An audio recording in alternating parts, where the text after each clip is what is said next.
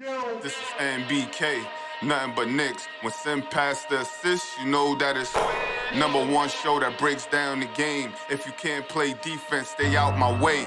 Dribble the ball, come down the lane. 5 seconds on the shot clock, who gon' win us the game? You wanna hear Nick updates and trade rumors? Post-game reviews, this the place you tune in. So tell a friend just to keep the ball moving. Like the page if you feeling the movement. Every game we coming to win. Give us a sub like a player that came off the bench. This is NBK, nothing but Knicks.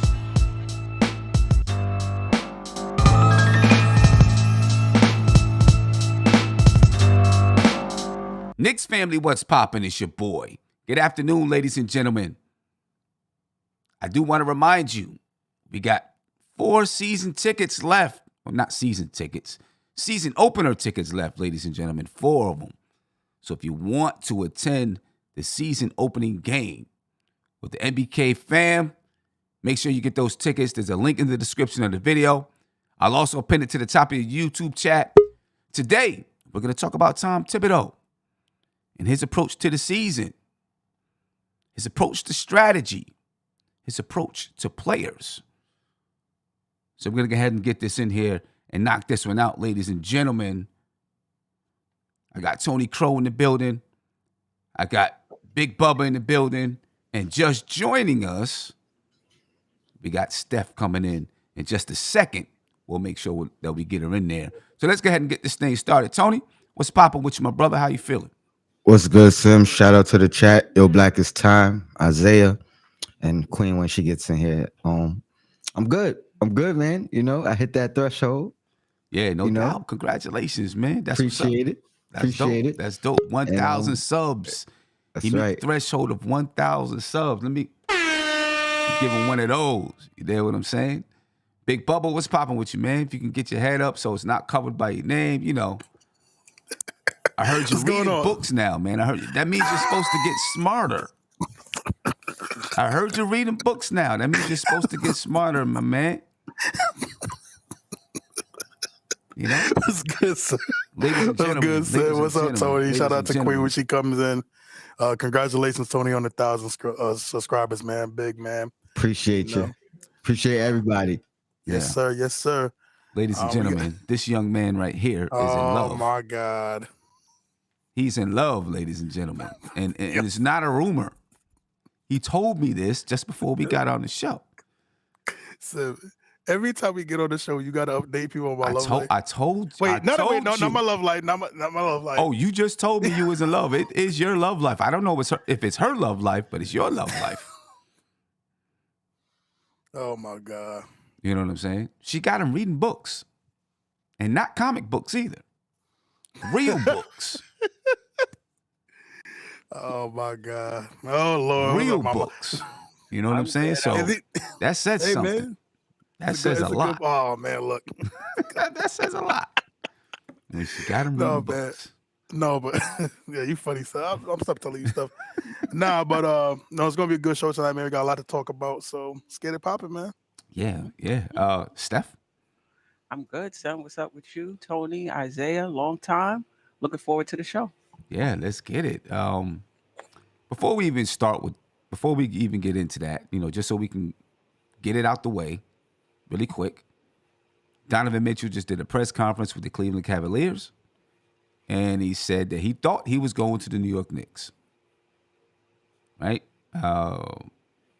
He documented everything that happened with Utah. Not documented, but, you know, talked about the Rudy Gobert trade, and he knew the writing was on the wall, could see the writing on the wall, and figured he was going to get traded, and he thought it was going to be in New York. He wanted to be in New York. He ended up by saying he's happy to be in Cleveland and that he was a Cleveland fan because LeBron was there and et cetera, et cetera. Right? So really quick, because I don't want to harbor on it too much. Are there any thoughts? I mean, I really don't have many thoughts on it because it's kind of what I expected. You know, I figured that they had told him that he would be in New York. Didn't happen. He's probably a little disgruntled with the Utah Jazz over that. Mm-hmm. Any thoughts? Anybody any thoughts on it? No, go ahead, Queen. Nah, it just brings up old wounds that, was it the Knicks that dropped it? He thought he was going to be there. Utah maybe assured him that they was close. And so it's just pulling the scab that's almost healed. Right. off. Exactly. Yeah, just to iterate. I mean, this what for me, it was always going to be about the right price and just I think he really wanted to be a Knick. He kind of stated that in his press conference that he hasn't lived close to his mother since he was in 8th grade. He's 25 years old, so you could just it's almost over 15 years. If my math's correct, but the press conference was good until he started capping about being a Cavs fan, and then that was a lie. But Man, what you gonna do? What you gonna do? You gotta, what are you gonna do? no, you can't. You can't Once act you like you don't want to say, be there. I thought I was gonna be in New York, and kind of say, yeah, it would have been nice to be in New York. You really got to say, but I'm happy to be in Cleveland. I grew up a fan, blah, blah, blah, blah, right? Got to let the fans be comfortable, about having you as a player. Tony, any thoughts?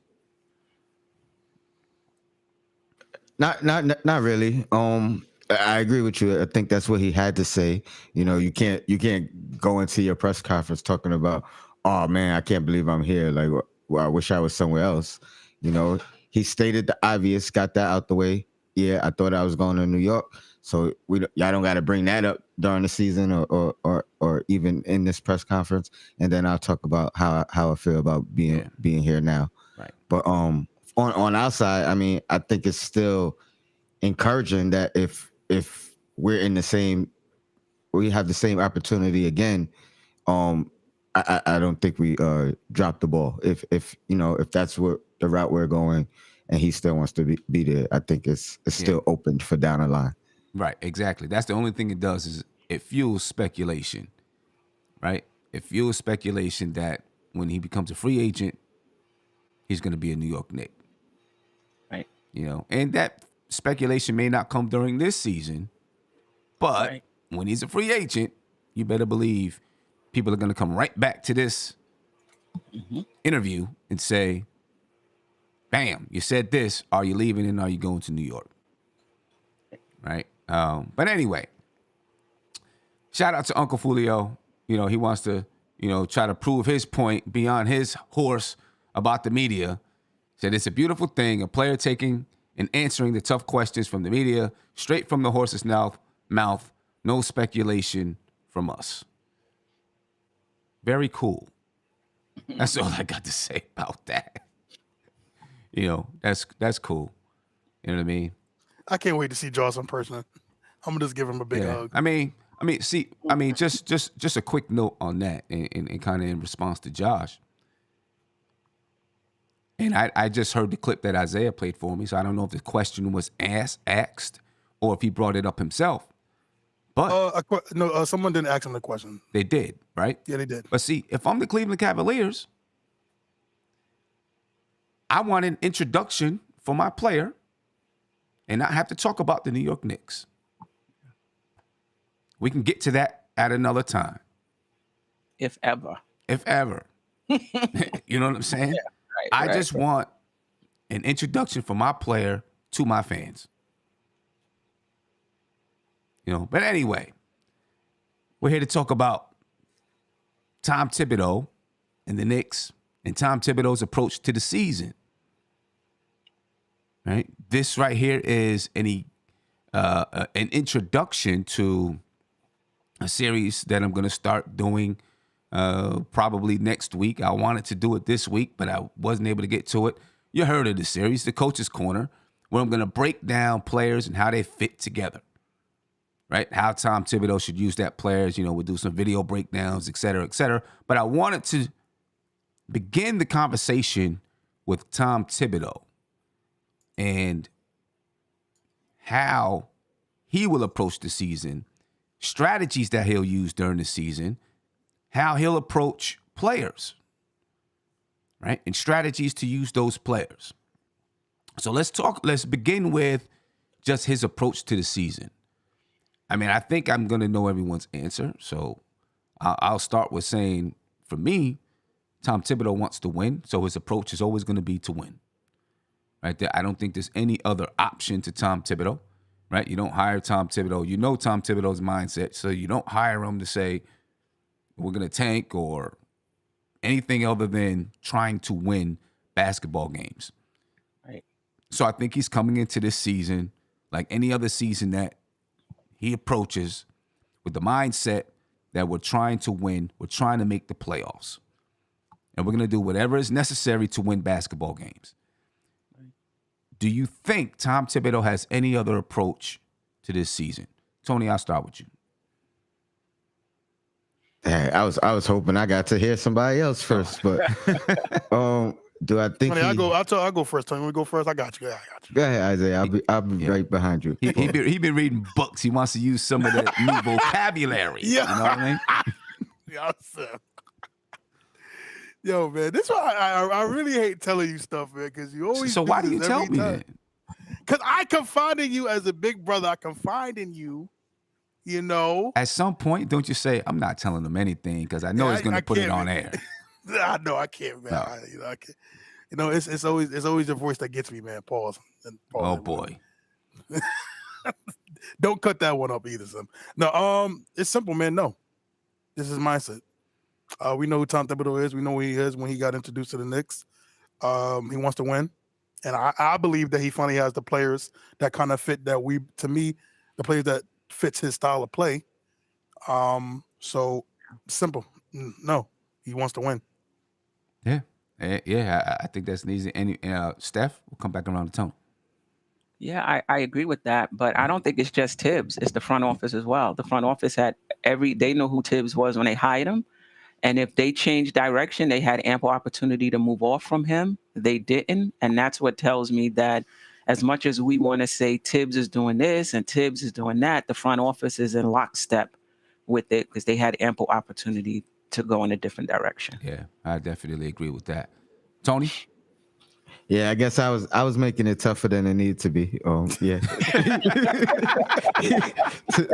Tibbs want to win, and that's what they brought him there for. They knew what they were signing up for. I agree all across the board. Yeah.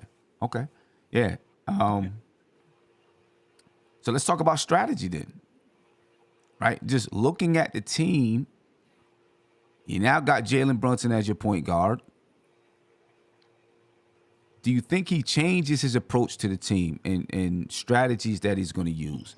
So let's start with running the offense, because Tom Thibodeau is always the guy out there screaming and yelling, calling out plays. I never knew. I mean, just from my experience as a coach, I only called out plays when I felt like my players didn't know which plays to use at a certain time. I try as much as I can to allow my players to, execute on their own and to think the game through, because I feel like that's going to make them better players. Obviously, that's on a high school level. Mm-hmm.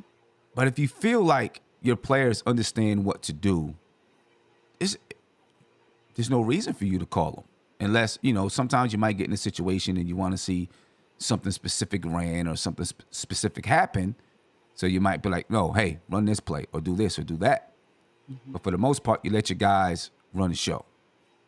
Mm-hmm. Do you think he changes that philosophy at all this year? I'm going to jump in this one.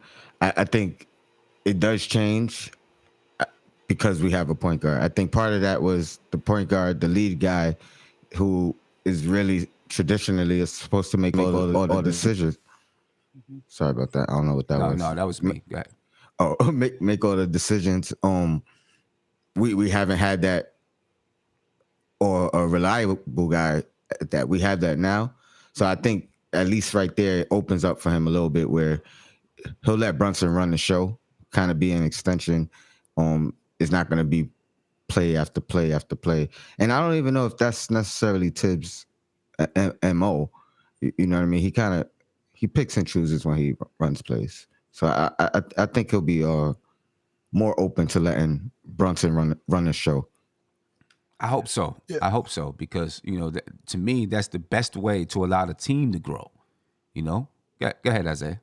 Yeah, I was just gonna piggyback off Tony, and I fully agree with everything you said.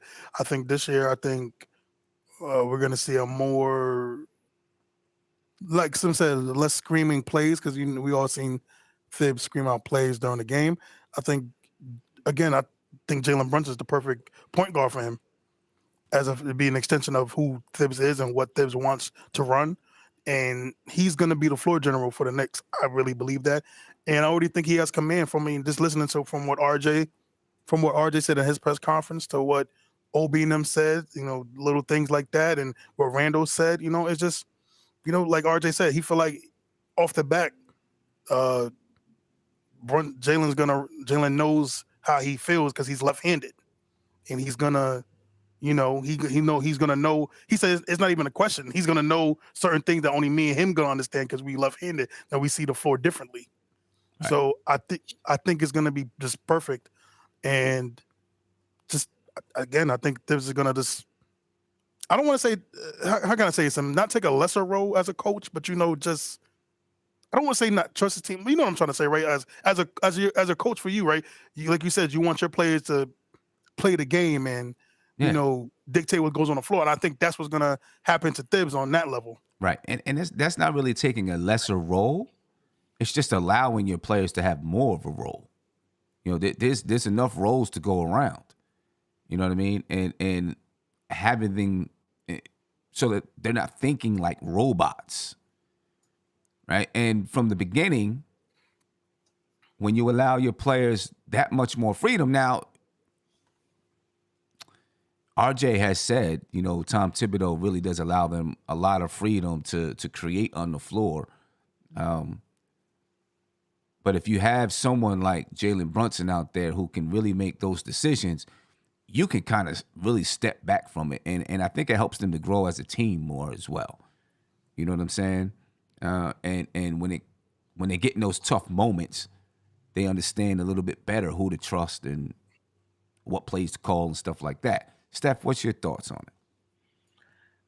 I agree, but I kind of understand Tibbs up to this point, given that Randall was facilitating the offense, So, but I'm hoping, that may not be necessary, with Brunson, depending on how well he knows what Tibbs is trying to run.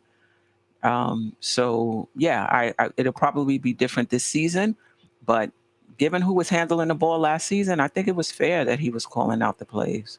No, definitely. I think it was fair as well. In the season before, it was Elfrid Payton, calling out the plays.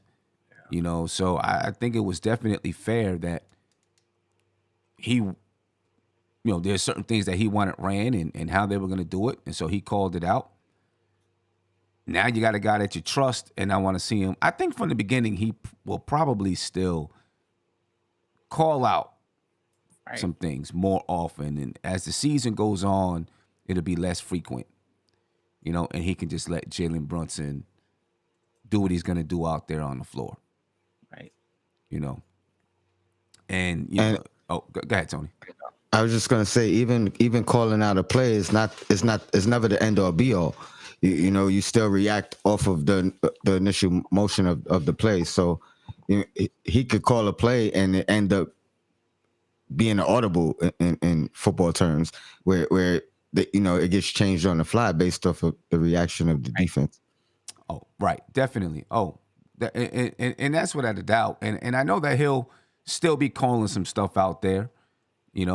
It's got to be a team effort between JB and Tom Thibodeau, but I really want to see Tom Thibodeau just entrust him as that floor leader. Do you see Tom Thibodeau? I think it's important that you allow the team to develop captains out there on the floor, right? I don't recall anyone ever being named a captain, even by a team vote. Mm-hmm. Do you think that's something that maybe Tom Thibodeau does this year? Or is that just not what he does? I just think it's important that the players know who to go to, right? If just who that captain is. And it normally happens naturally with the players. right? Which is the reason why I like to let the players make that vote instead of me saying you're my captain, right? Because I think sometimes that tells the players, hey, I'm the one in control. I'm controlling everything. This is who my captain is, and they may not even trust that guy, who the coach names as the captain. So I like to let the players choose their captains because I think they do it naturally anyway. But I feel like it does add some structure and order. Now, my question is, does he come out and tell the team, all right, guys, here's start a training camp. I want you guys to figure out who the captain is by the start of the season, you know what I mean? Or does he just see if they figure that out on their own and express it? You know what I mean? Yeah, I know. I can only speak from what I've done. I never really came out and said, okay, let's start thinking about who captains are. I just let them go ahead and go through, like, for us, we don't call it training camp. It's just preseason workouts, et cetera, et cetera. Mm-hmm. And then one day, as we're getting things together as a team, we have a team meeting, and I say, okay, we're going to choose captains today. Right? Now they got to go back on, what they've seen people do, who's taking control in practice, who's helped to run drills, things like that, and say, you know what, this person would be really, really good. I feel like if you say it beforehand, now they're, I don't know. People competing for that spot instead of it be a natural order, a natural thing, right? People, speaking up when naturally they don't speak up. Hey, coach, I can run this drill, or I can lead sprints, or whatever. You know what I mean? And then when they become the captain, all of a sudden, it doesn't happen. So you want someone who does it naturally. Steph, any thoughts? You think he goes that route at all this year? I don't think so. But at the same time, that doesn't mean that there won't be an unnamed captain, so to speak, in that locker room where people know who that leader is and who's the person that they can, that they can go to. And I think that's going to end up being Brunson,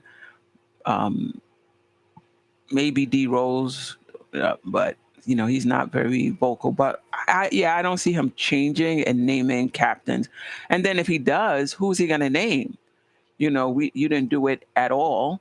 And now this year you're going to name Brunson as the captain, because that's who it would be, I would think. Yeah. I mean, I think that's why we need the players to decide, like Sim was saying, rather than him, just from the optic side. Yeah, especially if he just chose Brunson. I mean, that's going to look, the players going to be like, damn, I mean, his dad is working here. You got all these connections, and now you just named him the captain. Right. That would be tough. But I think he'll naturally step up. I agree. I think he'll naturally step up as the leader out there. And if they did take a vote, they would probably choose Brunson. And if they chose someone else, who else do you think they would choose? The players. Not Rose. Coach Tibbs. You think they would choose Rose? Yeah, I think so. Okay. Especially if he's healthy, I think. Right. Tony, who else do you think they would choose? I think Rose makes the most sense. I think he's the guy that, even if we don't see it, we hear about it from the players, from every player of Rose's impact, talking to them, encouraging them, things of that nature. So, yeah, he's the only other guy that kind of makes sense. Makes sense, right? Yeah. Isaiah, any thoughts on this topic real quick before we switch topics? What were we talking about again? Oh, never mind. No thoughts. Wait. It's all right. He was caught up in that book. He was, in the book, or on a phone call. I see him on a phone call. I ain't gonna speculate as to who was on the call. We just let it be where it is. Yeah. It's all good. I swear, whoever this mystery person I'm bringing, the third person was probably gonna be my mom. I don't need yads. I know Steph got my back. I need y'all two I'm watching. Okay. All right. I'm just saying. All right. What about Another big thing with me with Tom Thibodeau is defense. Not that he doesn't teach defense, because he does, and the Knicks have been good, very good defensively since he's been the coach. Right. I mean, if you combine the 2 seasons, over the last 2 seasons, the Knicks combined have been a top 10 defense. Right. I think the first year, his first season, they were what, top 4, top 5. Yeah. Last year, top 11. You know, you put that together, that's a top 10 defense. Right. And I expect that the Knicks will be a top defense again this season. But I would still like to see some adjustments. We talked about it on the Queen's Court the other day. I want to see more variations in the defense, right? I want to see him use more zone. I want to see him trap a little more often, earlier in the game, instead of just straight up man-to-man every single possession. I just think offenses and players are too smart today. Right? Any thoughts about Tibbs in the defense, and if he'll use any other variations of defense? Yeah. So for me, I agree with you, Sim. I mean, listen, it's not old school basketball. You just can't. It's not the mid 2000s, early 2000s where you just play man and you got the best defender playing the best offensive player. Nowadays, man, you got to switch it up. You got to be exotic in a sense of a way. I know we hate them, but the Miami Heat, to me, are the best example of this, where they'll play 10 possessions of man, then switch it to 15 possessions of zone. Then after that, they'll go 5 possessions zone, 3 possessions of man. They'll switch it up, and they'll have you on your toes. You know what I mean? And they'll have you just second guessing, like, oh, crap. Like, they keep switching it up. Right. And the crazy thing to me, Sim, about the Miami, I will say, granted, they do have Bam Adebayo, one of the best young big defenders, and they have Jimmy Butler. But if you look at their team, they're undersized. I mean, he's undersized. Undersized, honestly. But it's their schemes and everything that help them become a great defensive team. And I think personally, the Knicks have the players capable of defending. I think Julius Randle could be a good defender. RJ is, to me, every year is going to become a better defender. You have Quentin Grimes. To me, you have a guy like Brunson, who's not the best defender because of his height, but he's scrappy. To me, you have a great chance to be, not even kidding, maybe a top 6, 7 defensive team if you do it correctly. Like you said, if you switch it and not just play man every time. And also, sometimes, man, it gives your guys a break on the defense in the sense of a way, playing zone and doing like that. Because like you said, these guys are smart now, man. These players are smart. They're recognizing that, they're playing man. You know what I'm saying? So it's like, you got to keep them guessing. And I would love and I love this because he's a defensive guy. And for the most part, overall, the Knicks have been playing great defense. Like you can honestly, since he's been here, you can count on your fingers how many times we got him blown out. Before he got here, we haven't been blown out a lot during his tenure. So I give him that. But I would love to see a change for just defensive wise. Like I said, it gives the players a break sometimes. And I think it would help improve RJ too. If he's going to be our best defender, man. Because playing man, that kills you. And you still want him to score? Kills you. Yeah, man, no doubt about it. Any other thoughts? Yeah, go ahead, Tom. No, I was going to agree. Well, actually disagree because if we're asking, do I want him to play some zone and switch it up? Absolutely. I think, you guys pointed out all the reasons why. And then obviously we have the Fourniers, we have the Obies, and when I say Obi, I'm referring to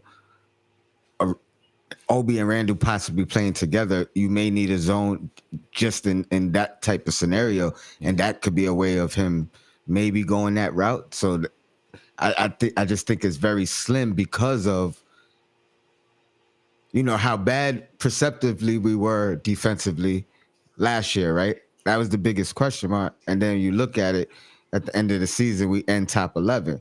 That in itself might encourage Tibbs to stick with his plan, stick with his guns, and say, what I teach, what I do, what I believe works. So I'm hoping he's open to it. I'm hoping maybe Brunson Sr.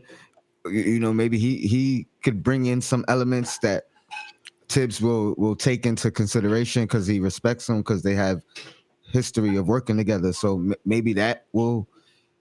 I think there's a possibility. I just think it's slim, but I hope so. Yeah. Steph, you were going to say something? Yeah, I was gonna say that I definitely want him to pull out the stops, depending on the team we're playing.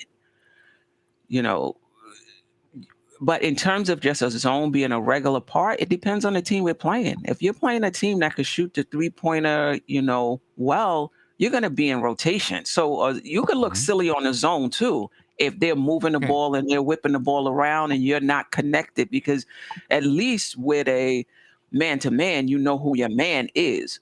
With a zone, it's about the area. So if teams get whiffed that we may play a zone, you got to be able to rotate, on that as well. So, but to your point, I would like to see Tibbs, depending on the team, change up the scheme. There's some guards that you need to trap.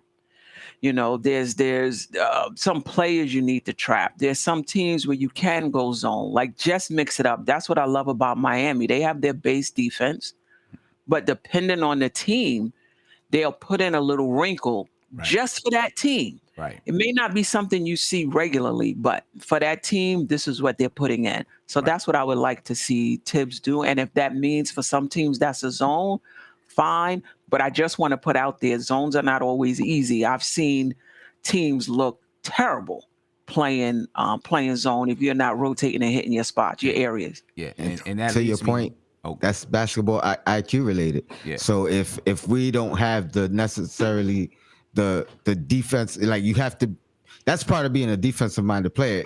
Like you will excel in the zone if that's your mentality. But if you lapse there and it's IQ based, it maybe it's better to ride with them one-on-one than it is to put them in a position where now they have to think more. Yeah. And I'm not saying that about anybody in particular on our team. I'm just saying that could be coach's mindset too. But that leads me to my next question though, right?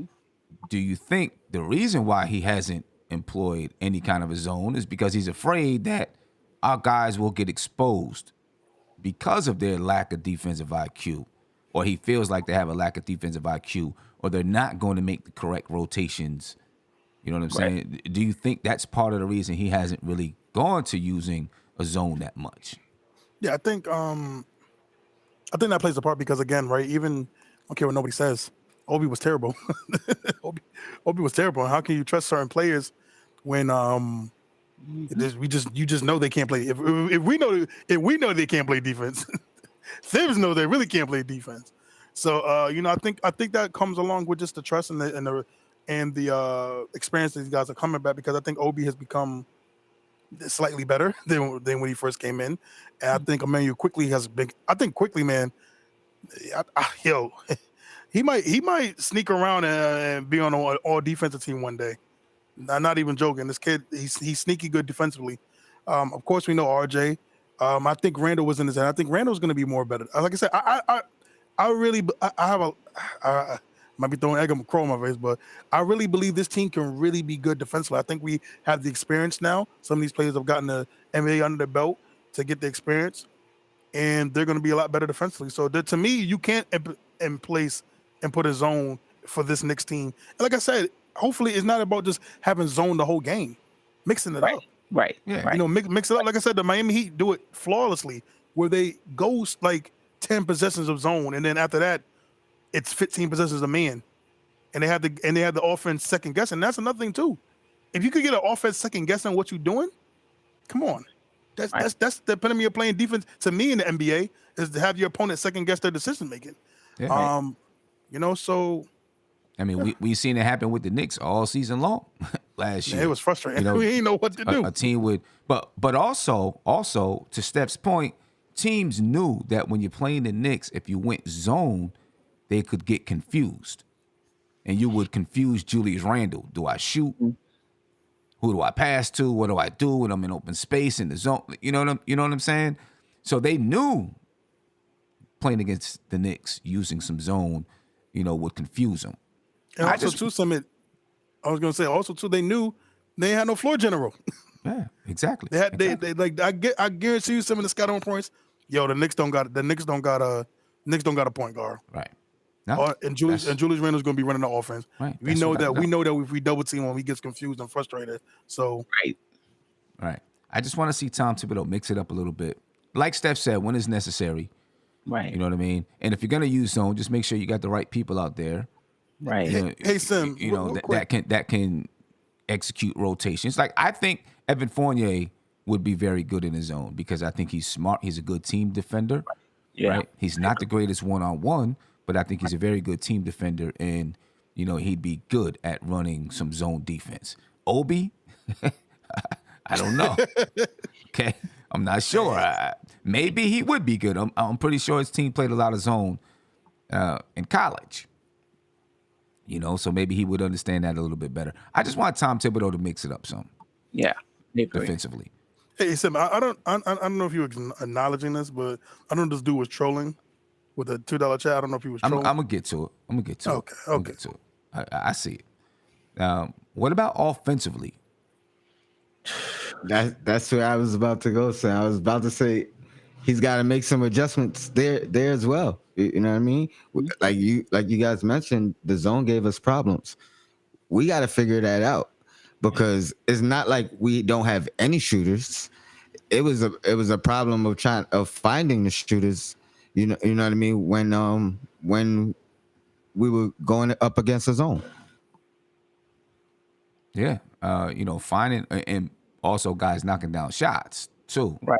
You know what I'm saying? Right. When they did get open, because I know early in the season there were tons of guys, RJ and Evan Fournier, they were both getting wide open shots early in the season. They wasn't knocking them down.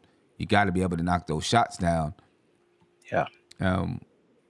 One of the reasons why I think the zone confused the Knicks so much is they held the ball too long against the zone. You know what I'm saying? You got to make the defense shift. You got to keep the ball moving. It's got to be on the fly. They was helping the zone. It was helping the zone. Basically. Yeah. And player movement too. Because that spot right around the foul line area, right below the foul, was open. Nobody was flashing. They was just passing the ball around the perimeter. Yeah. And when they did flash, it wasn't a hard flash. It was like, I'm going to jog in here with my hands up and let the defense see exactly where I'm going and what I'm doing. You know what I'm saying? Like, you got to hit it. Bang. You know what I'm saying? And then, catch the defense by surprise. Right. So hopefully this year, they're able to make those adjustments on the offensive side, understand how to attack that zone better, how to find those gaps to attack the zone. Then it'll stop teams from playing zone as much. Go ahead, Tony. I was just going to put out there, at the very least, work on the zone in practice, because you know that's your weakness on the court, and now it gives you some actual practice time of running the zone, you know what I mean, on the other end. So now you can implement it. You know what I mean? So it's almost like, man, what they must not have been practicing any type of zone at all, because that would give you a reason to understand why I gave them so much of a problem. And then we've never really seen it implemented defensively. Yeah. So, I mean, it at the very least, work on it, because it's a weakness of yours on the offensive end. And then that opens the door for you to utilize it, at some point in any type of stretch. Right. And maybe they did use it a little bit in practice, and the offensive team was smacking the zone in practice. And then when they got in the games, they couldn't do nothing. So he was like, I guess our zone just ain't that good. You know what I'm saying? If we scoring against our zone, but we can't score against somebody else's zone, maybe our zone was just weak. You know what I mean? Mm-hmm. I don't know. So I think the big thing for me with Thibs is let go. Don't be afraid. And what I mean by that, to me, this is a good year to experiment. I feel like, listen, man, you want to win, but experiment. Yeah, right. What do I mean by that? Yeah, what I mean by that is like play Jericho Sims at point guard. I mean, what you doing? Hey man, let's go with that super tall lineup, 6'10". No, but what I mean by that, I mean just to me, having possessions with Obi and Julius Randle, I would love to see that. I love to see this team run fast because we have the players to run fast. It's okay to run fast. You know what I'm saying? Of course, at the end of the day, half court is going to win you championships. Half court offense and doing that is going to grind you in the playoffs. But man, during regular season, man, it's okay to run. It's okay for these guys to get out there, man. Julius Randle to me is a great, capable passer. I think him and Obi connection will be beautiful together, and I think teams will really have a mismatch with that. Having 2 6'8" power forwards that can, well, Obi can run better than Randle can run. They could both run, so you have opportunity to score. You could do five man outs. I would love to see that, man. I would love for him to experiment and stuff like that. You know what I mean? Mm-hmm. I would love to see him. I would love to see Quickly and Brunson. Oh God. I'd love to see Quickly and Brunson, be on the same court together. I would love to see that. I would love, sometimes put RJ back in the 2, let him play some bully ball. I just want to see him not just have this, because I feel like he has the pieces now. Also to have Isaiah Hartenstein, man, let him shoot that thing, man. Let him, which I think he will encourage.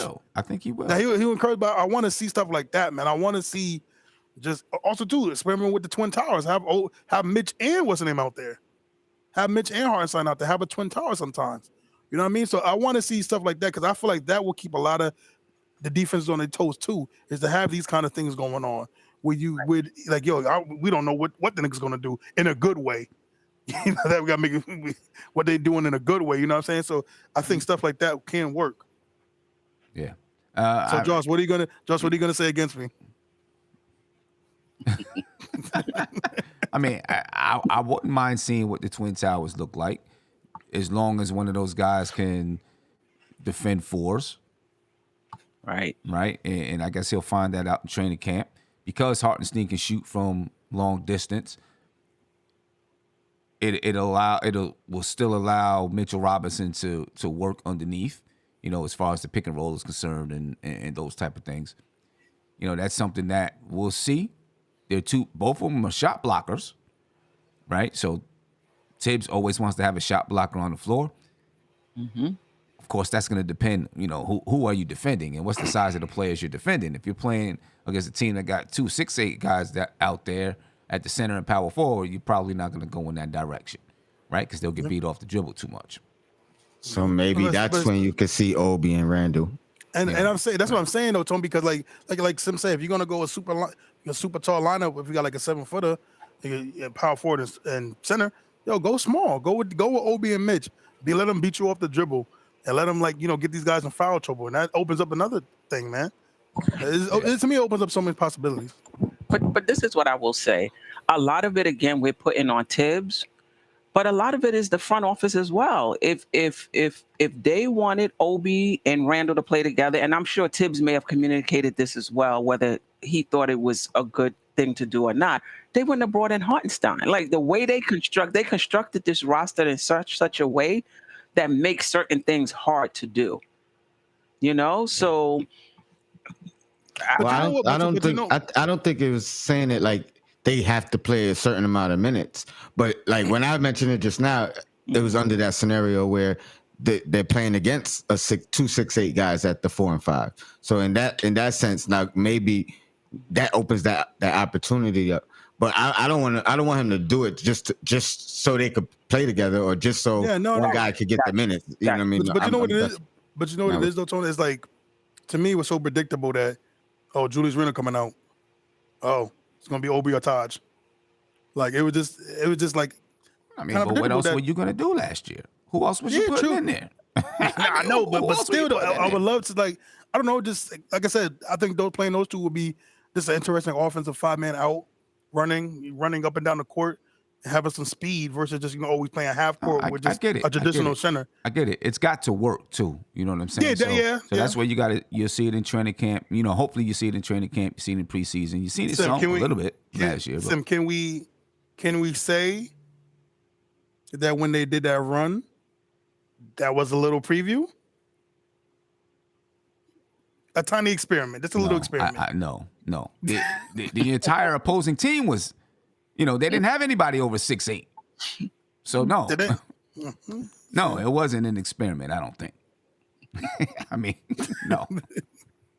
They just got out there. And they lost, so that didn't help. Right. Right. They lost. So you know what I'm saying? That was a failed experiment if it was.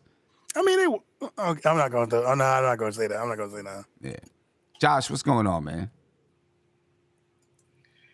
Afternoon, everybody. Sim, Tony, Queen, Bubba.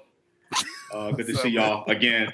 I just want to say I agree with mostly all the points that came out from the pod, since the first half that I missed in regards to Tibbs needing to experiment. The 5-out lineup, having Randall at the 5 that I've been advocating for last year, because to me, I think that opens up the offense instead of having someone like Mitch who just clogs the paint on the same floor that you have guys who need to be able to drive the lane like RJ Barrett and Randall, who we want to see more in the paint. To me, I thought that was one of our best offensive lineups last year that Tibbs just never went to.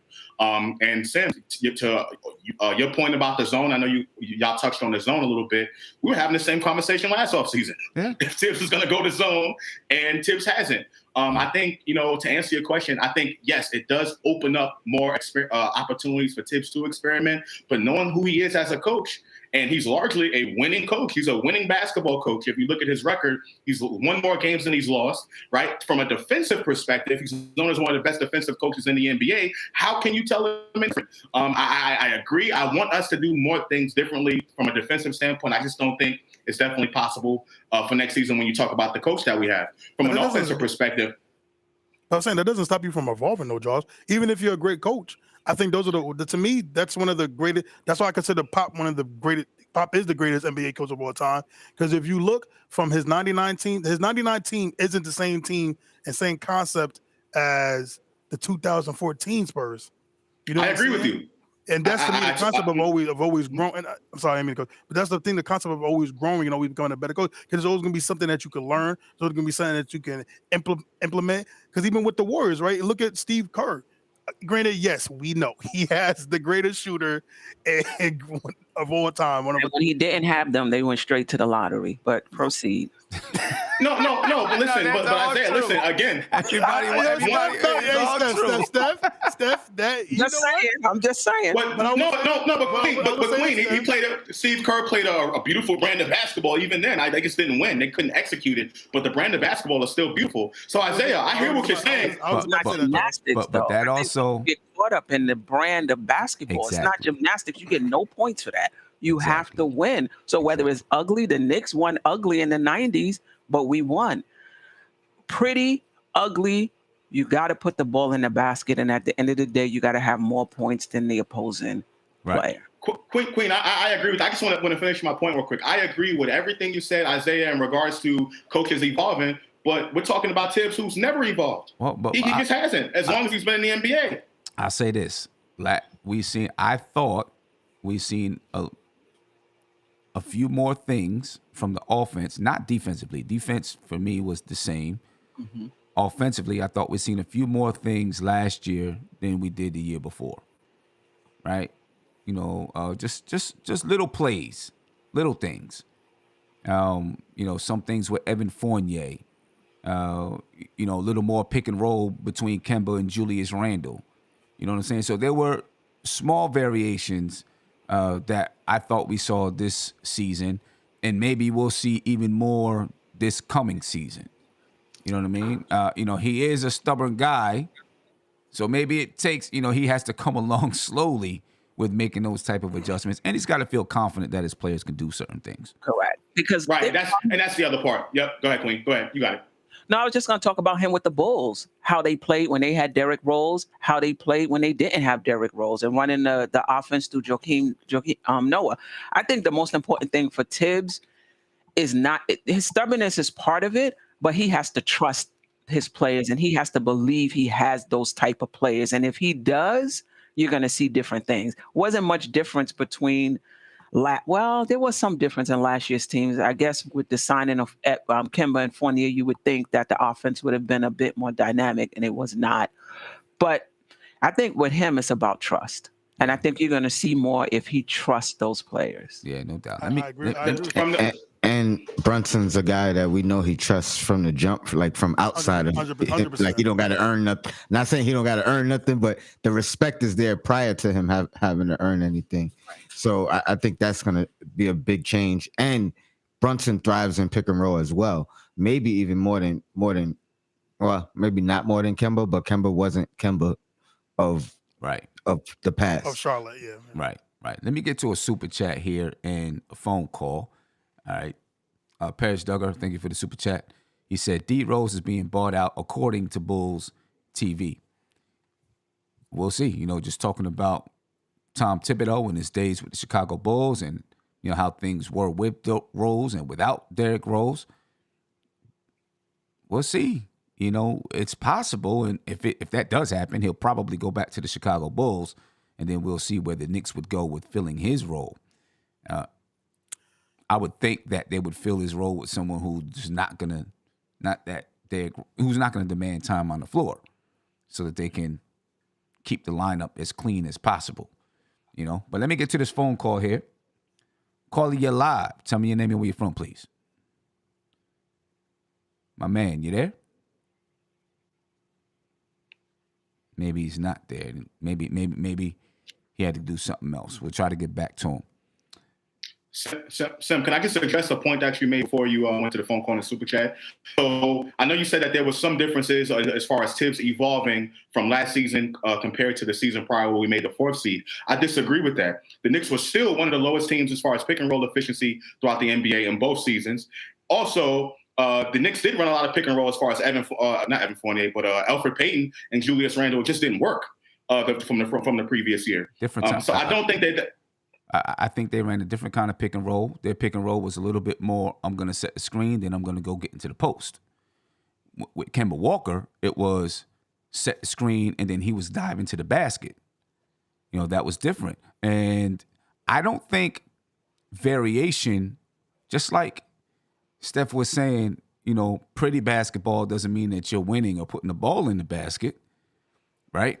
Just because you try something new doesn't mean it's always going to be successful. I thought that they did some things that they didn't do in the previous year, simply because they had Evan Fournier out there. They did a few different things. It took a little bit, them to get a little bit later in the season, but they did some things with Evan Fournier, him coming off screens, not as much as we would want them to, right? But I thought he did. Obviously, you've seen RJ have the ball in his hands to be able to create a little bit. You've seen way more alley-oops to Obi than you did the year before, right? With that connection between him and Quickly. So there were some things, in my opinion. Now, it doesn't necessarily mean it's going to turn into a successful season. I agree with that part. But as far as Evan Fournier is concerned, literally the Knicks were running the dribble handoff with Reggie Bullock the same way in the previous season that they did last year. But it doesn't mean that you're going to abandon everything that you did. It just means that you add some other things in there. I know. And Fournier, that was the same thing that we ran previously, but that was new to Fournier. You know what I mean? Even with Bullock had 2 years of that developing. You know what I mean? So maybe it continues and it gets better because this is year 2, because there's more familiarity between them. Yeah. And that may be part of the problem too. Like just adjusting to a new player. You may be running the same play, but this guy's new, so it's not the same for him. Right. Yeah. Let me try to get to this caller once again. Caller, you're live. Tell me your name and where you're from. What's going on, panel? It's Nick in Jersey City. Nick, what's going on with you, man? I'm glad I was able to get you. What's going on, guys? Hey, yeah, my call dropped out. Sorry about that. Great panel today. I think Tibbs is coaching for his job this year. So all this talk about, he's got to evolve. He's got to change. I mean, he does. He has to. He's got to do what Tom Coughlin did in 2007, and he's got to introspect a little bit and realize that, I think a lot of that stuff about how he doesn't develop the kids, he doesn't play the kids, I think that's overblown.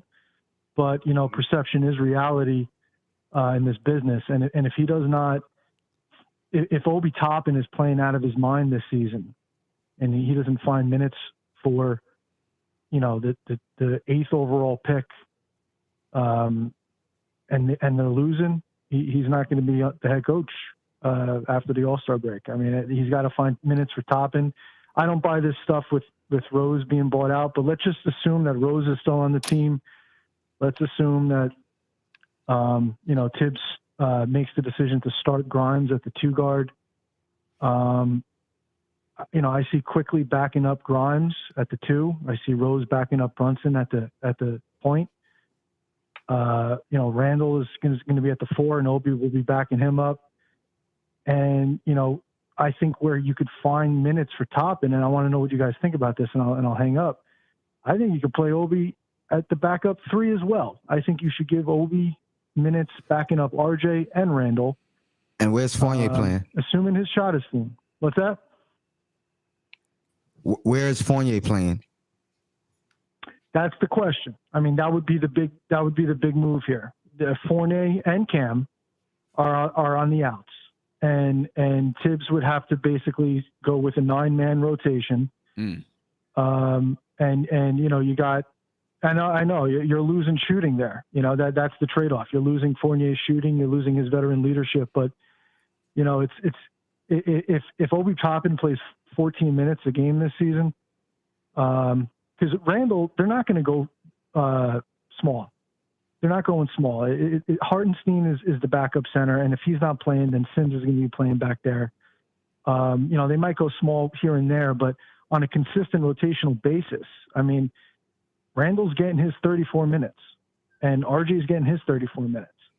And if you could give Obi Toppin, the 14 minutes at the backup 4 and 14 minutes at the backup 3, Obi Toppin is playing 28 minutes a game. The fan base is happy. And if that's happening and the Knicks are winning, Tom Thibodeau saves his job. I don't know. I'm not confident with Obi playing the 3. I'm not confident with it. Neither is Tibbs. Because if Obi's playing some 3, then, and if you're talking about that second unit, which that second unit is already kind of small because you didn't mention Cam being in that lineup. So you're putting Obi there at that 3. So I'm assuming you would have Hartenstein at the 4 and Sims at the 5 in that situation. If you have... No, you have Randall at the 4. You have Randall, it would be a 9-man rotation. So you cut somebody out. So Hartenstein at the 5, Randall at the... So if you're going to go with that, I would rather have Randall. I guess it doesn't. I would rather have Randall at the 3 if we're going with that. Exactly. I mean, either or. That's what I'm saying. I'm saying instead of going small, go big. Randall could play. Randall could handle the ball in a crunch. Even though we don't want to see that all the time, he still could do it. This is all assuming that Randall's shot is falling. This is assuming that Toppin's shot is falling. It's assuming that RJ's shot is falling, that they don't need Fournier out on the floor. Go out there with, sub in Toppin for RJ and go with Mitch, Randall, and Toppin as your top 3, for 14 minutes a game. And then for the other 14 minutes a game, put Obi at the 4 as normal when Randall is resting. Right. And all of a sudden, he's basically your 6 man. Yeah. It's Isaiah, man. What's going on, buddy? What's up? I just can't get with the Obi at the 3. You want to know why I can't? Because every time I think of a power forward playing the 3, I always go back to Josh Smith on the Pistons when they had him at the 3, Greg Monroe, and Andre Drummond, and that was a disaster. I just don't think, for me, because threes are really now 2s and 2s and natural 3s, and it's like 3s, like, to me, the premier position in the NBA when it comes to all the best players are usually 3s, and I just can't see Obi guarding a 3, man, because Obi could work for Cleveland last year. Not with Obi. Isaac Marketing. Yeah, I mean, but it wasn't Obi. Marketing. I hear you. I know, but I'm saying Marketing is a way better shooter. And then also at the end of the day, though, Josh, is that they had Evan Mobley and Jared Allen to back him up in case marketing gets blown by. We don't. I mean, we got Mitch, but is anybody on Evan Mobley's level on our team? No. I wouldn't be comfortable putting Obi at the 3. It just defensive wise, it just wouldn't make sense. Well, and we'll see what happens. You said you want him to experiment, so. Well, okay. First of all, I'm an experiment. I've been put him at the 4 with Julius Randle. I ain't talking about playing. Hey, you say you want him to experiment. You can't dictate how he experiments. Listen. No offense, Nick. If they listen to you, he might as well pack his bags. And, he might as well pack his bags in October. Hey, Nick, I appreciate it, man. Thank you for the time. Take care, guys. Take care. I got about 10 minutes left. So I think I'm going to have to, because I got to go to basketball practice. So I think I'm going to have to do another episode all about his approach to the players.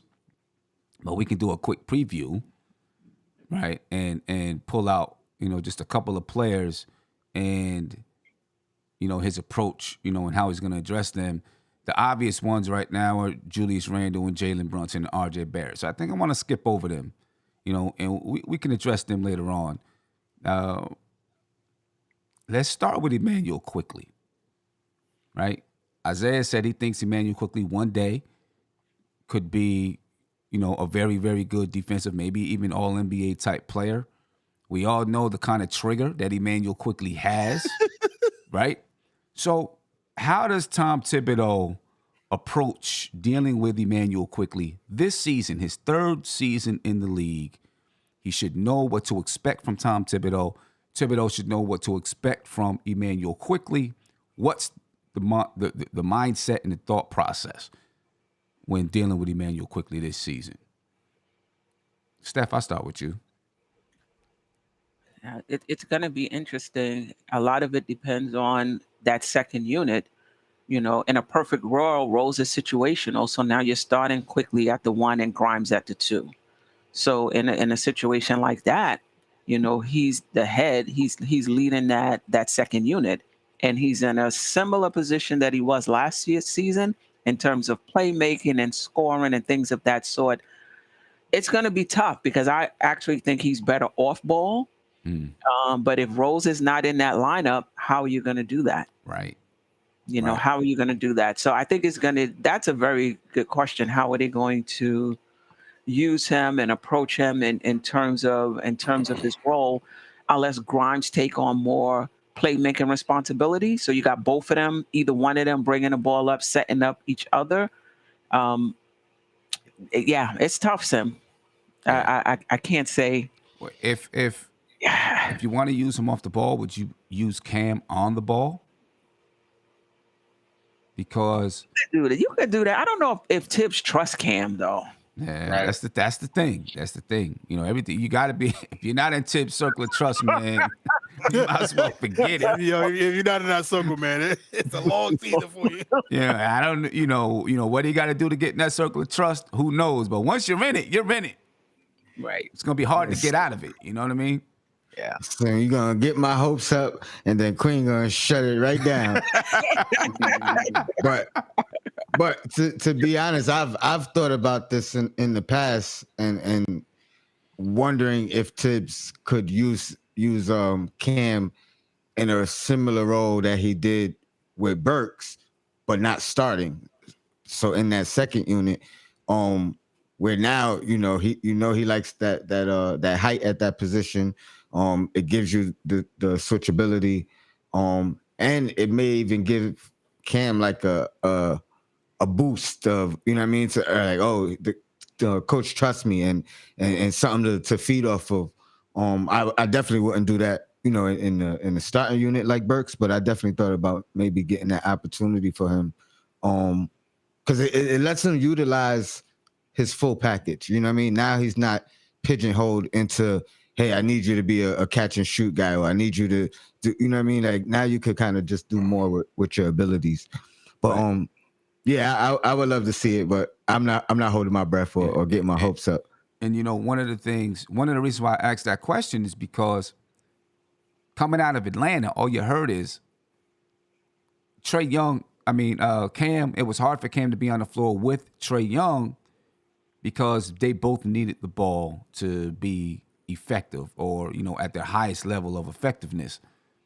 And of course, Cam's not Trae Young, right? So Trae Young is going to have the ball in his hands.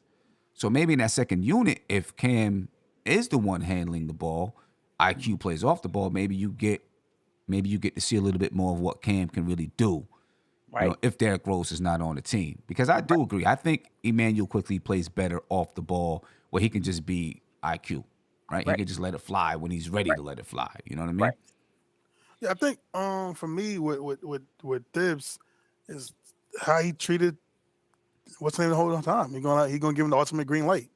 Listen, if Thibs gives you the green light as a rookie, I don't think he's gonna dial it back. I ain't gonna hold you. I don't think he's dialing it back.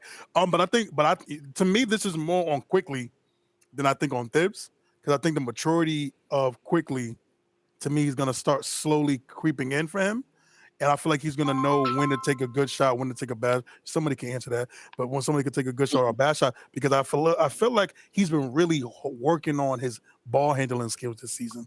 Wow. And if you look at the offseason, if you look at him, he's running during his the workouts or the runs.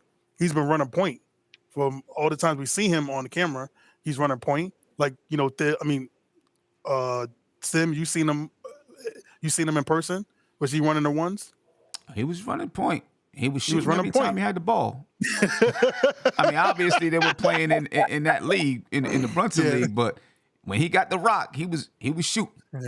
Yeah, so like I think I think we're gonna see that a lot this season. Again, right? For me, it's more about quickly just knowing when and when not to. To me, that's the ultimate sign of a point guard. Of when and when not to. You know when to shoot. You know when to. The crowd's kind of low on energy. Maybe if you shoot a half court shot, it gets everybody going. But then you got to realize, hey man, we're down five. We're down 5 with a minute left. We got to take some smart, efficient shots to get this, to get back into this game. So it's just to me about the maturity Quickly, and I think he has matured. So he'll be fine. Yeah. Josh, any thoughts? Yes. So, Tony, to your point about Cam Reddish off the bench being more of a ball handler, I would like to see that. But at what cost is that going to be to Quickly? I agree that Quickly's better off the ball, but if we put him primarily in that off the ball role, how can he evolve as a player being more on the ball? Right. So I think there needs to be a little bit of a balance there. I think there's a way where you can a path forward where you can have both Cam and Emmanuel Quickly in that second unit splitting time as the primary ball handler. But I think there needs to be a balance there. And I think Tibbs should do everything he's been doing with Quickly, because I think there's been a maturation of Quickly from year 1 to year 2, and I expect that to continue going into year 3. So I guess my question would be, are you looking at Quickly as a guy that's going to be on the ball, like an on the ball type of controlling the game point guard in the future? Right? Absolutely. Is that what you're expecting from Emmanuel Quickly? Because I'm not expecting that from him. I just don't know if that's in his DNA. He got better last year. I will say that. I think he can run the point. I'm sorry. Go ahead, Josh. I just want to say real quick, I think he can. He's been doing it. I know this is the summer and everything like that. I think he can do it, and I think he wants to do it. And listen, if we didn't get Jalen Brunson, he was going to be our point guard. Really, if you think about it. So I think Emmanuel Quickly wants to do it. I don't see him, very soon doing it to the level of, he can probably be a starting point guard in the NBA, but I think he wants to. And I think Tibbs is giving him that leeway so he can do it. That's why he's had sort of a loose leash with Quickly over the last 2 seasons. Yeah, okay. I don't know. I just think that his best play comes when he doesn't have the ball in his hands. That's when he can be who he is. Go ahead, Steph. I didn't mean to cut you off. Yeah, I agree with you. And basically, we're talking about him not having a responsibility of setting people up. Not that he won't have the ball. Like, if you play him off the ball, he'll still have the ball. But he doesn't have that responsibility of setting people up and running the offense. That can be on someone else. I think he plays freer that way, but he can play the point guard in a pinch. And if you look at his height, it's almost like he's a shooting guard and a point guard's body. And I think that's part of the issue as well, because if he was 2 inches taller, we wouldn't even be talking about him as a playmaker. We would just leave him right at the 2. It's because he's 6'3". Can he guard those 2s, whatever that? I think they're trying to move him into being a point guard. But he's gotten better, like Sim says. But I don't know if he's at his best commanding the offense and getting everybody involved. I think he's at his best just worrying about his shot and being a secondary playmaker. But you know but the question was in regards to Tibbs. The question was in regards to Tibbs and how Tibbs should approach him. And we talk about Tibbs evolving and trusting his players more. I agree I agree with both you and Sam in regards to quickly being better off the ball in an off the ball role. But how do we help him grow to reach his full potential and to become a better on the ball player without having him in that role? So I think there needs to be a balance. I just think there needs to be a balance. That's all I'm saying. I'll say, I think he's aim for him though. Yeah.